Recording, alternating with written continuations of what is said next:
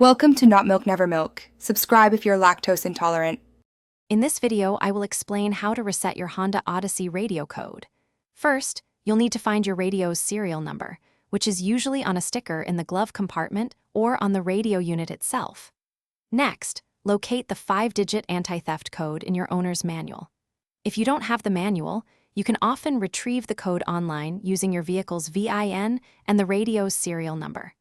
This process is straightforward. Once you have your 5-digit code, turn on your Honda Odyssey's ignition and then power on the radio.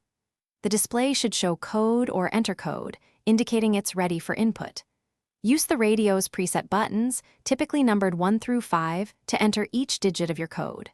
For example, press button 1 for the first digit, button 2 for the second, and so on. It's a simple entry process. Sometimes, you might encounter issues when entering the code.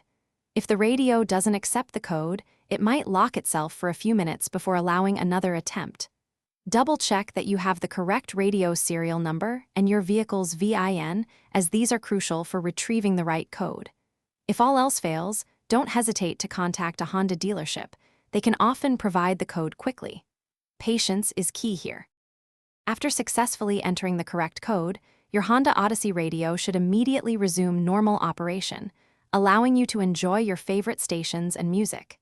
It's a good idea to write down and store your radio code in a safe, easily accessible place, like your owner's manual, for any future battery disconnections. Also, be sure to check the description below for a link to Little Tree's Black Ice and other great deals. Thanks for watching. Thanks for watching. If this was helpful, leave a like and consider subscribing. See you next time.